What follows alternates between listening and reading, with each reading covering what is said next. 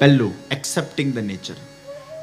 જે વ્યક્તિ જેવો છે એવો જ રહેવાનો છે, એમાં કોઈ પરિવર્તન આવવાનું નથી. આપણે બધા દુઃખી કેમ થઈએ છીએ? કારણ કે આપણે એક્સપેક્ટ કરીએ છીએ કે આ વ્યક્તિમાં, આના સ્વભાવમાં પરિવર્તન આવે, અને ક્યારેય આવતું નથી, એટલે આપણું મન અશાંત થાય છે. પણ when you accept the individual as it is, આમાં કંઈ જ પરિવર્તન આવવાનો નથી, આ જે છે એવો જ કે એવી જ રહેવાની છે, ત્યારે તમારો જોવાનો નજરિયો બદલાઈ જાય છે. પાગલને કેવું આપણે એક્સેપ્ટ કરી લઈએ છીએ? પાગલ છે તો પાગલ છે, ફૂલ સ્ટોપ. એમ તમારા ઘરે કદાચ ઘરવાળા ગુસ્સાવાળા હોય, 1-2 વાર, 5 વાર, 10 વાર ગુસ્સો કરે, પછી સ્વીકારી લો. તમે તમારા જાતને એવું નહીં કહો કે આ કેમ ગુસ્સો કરે છે, આ કેમ ગુસ્સો કરે છે, આ કેમ ગુસ્સો કરે છે. જેટલા પ્રશ્ન પૂછશો અશાંતિ વધશે. એના કરતાં તમારા જાતને કહો આ ગુસ્સાવાળો છે, ફૂલ સ્ટોપ, સ્વીકાર, એક્સેપ્ટ. અને એકવાર સ્વીકારી લીધું ને પછી પેલો ગુસ્સો કરશે ને તો આપણને બહુ મજા આવશે. કેવી સરસ એની આંખો છે, લાલ લાલ, વાહ, ગુસ્સા કરને કી ક્યા અદા હૈ, વાહ, ગુસ્સા ભી ऐसा होना चाहिए.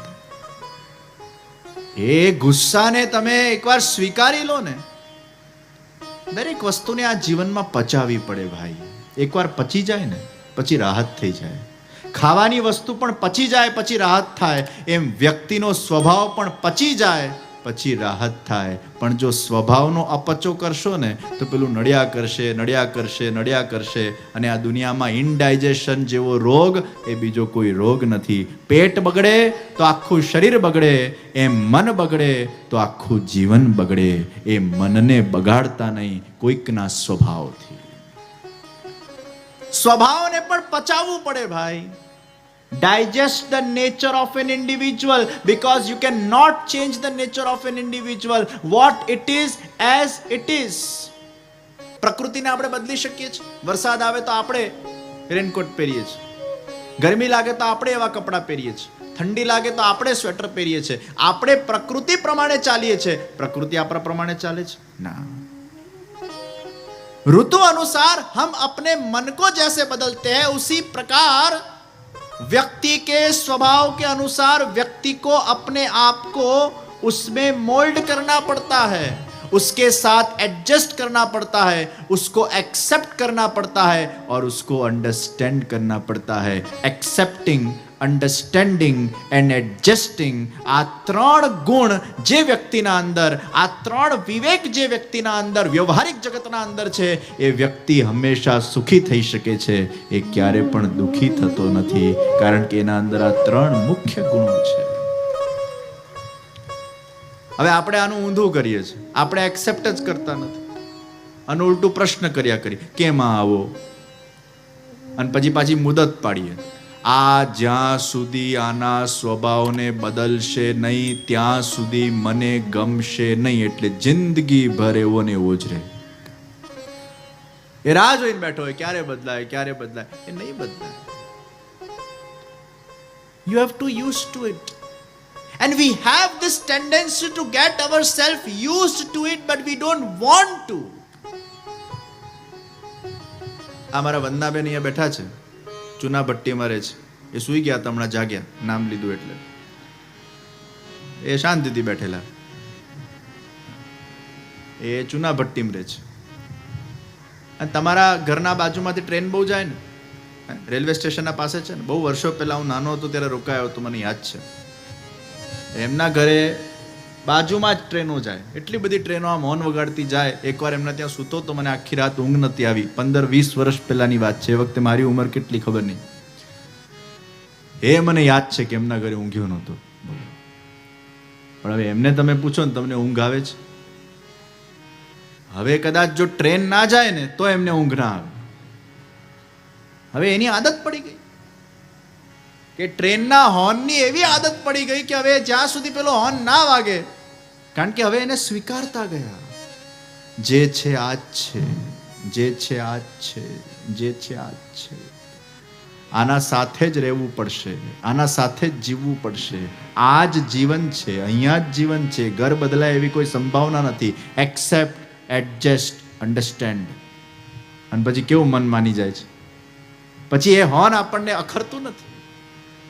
જ્યાં 3 સૂત્ર તમારા જીવનમાં તમે ઇમ્પ્લિમેન્ટ કરી નાખ્યા, પછી જીવનના અંદર કેટલાય શોર ગશોલ તમારા આજુબાજુ ચાલ્યા કરે, કેટલાય કાંટાઓ આજુબાજુ હોય, પણ તમે હંમેશા ફૂલ બનીને એમાંથી સુગંધને પસરાવ્યા કરતા હો છો. એ કાંટાઓ તમને અફેક્ટ નથી કરતા, કારણ કે તમે ફૂલ બની ગયા છો અને કાંટાઓના આદિ બની ગયા છો. મને એક જણાએ પૂછ્યું, how to have a problem free life? સમસ્યા વગરનું જીવન કઈ રીતે પ્રાપ્ત થાય? એટલે મેં એને જવાબ આપ્યો, to expect a problem free life is the biggest problem of the life. To expect a problem free life is the biggest problem of the life. क्या जीवन समस्या के बिना हो सकता है? नहीं. क्या जीवन प्रॉब्लम्स के बिना हो सकता है? नहीं. एक समुद्र कभी भी ऐसा एक्सपेक्ट नहीं कर सकता कि मुझे एक लहरों के बिना का जीवन मिले. अरे समुद्र, अगर समुद्र है तो लहरें आएंगी ही. एक फूल कभी भी ऐसा एक्सपेक्ट नहीं कर सकता कि मुझे कांटे बिना का जीवन मिले. अगर तू फूल बना है तो कांटे तुझे मिलने ही वाले हैं. पतझड़ का भी कभी सामना करना पड़ता है. એ વાવાઝોડાનો એ સામનો કરવો પડે. એકવાર એક પેલા ઘાસના ફૂલને થયું, એ ઈંટોના વચ્ચે આમ દબાયેલું હતું, તો ઘાસના ફૂલને થયું કે કાશ હું ગુલાબનું ફૂલ બનતે, કાશ મેં ગુલાબ કા ફૂલ બનતા. એટલે ઘાસના બીજા ફૂલો જે આજુબાજુ બેઠેલા ને એને કીધું કે આ ગુલાબના ફૂલ બનવામાં કંઈ સાર નથી, ભલે પદવી મોટી છે પણ હેરાનગતિ બહુ છે, એમાં સ્ટ્રગલ બહુ છે, સંઘર્ષ બહુ છે.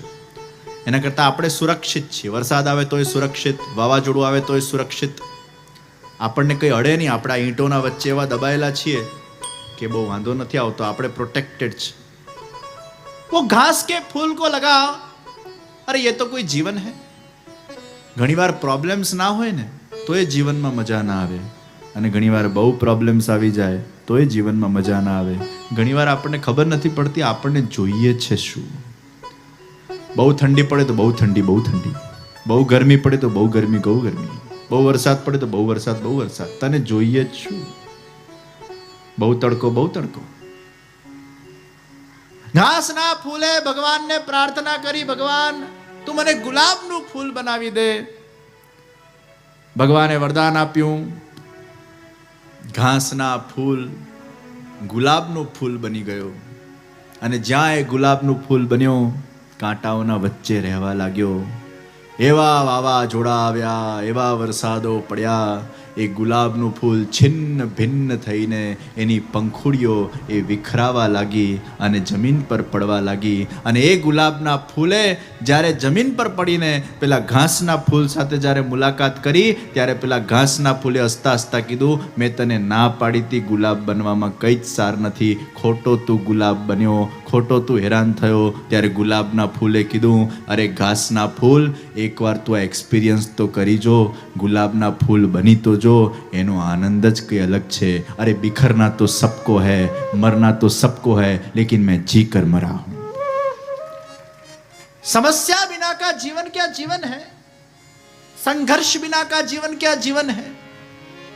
एक बार गुलाब के फूल बनकर तो देखो, जी कर तो देखो, संघर्ष भी हमारे लिए सहज बन जाएंगे.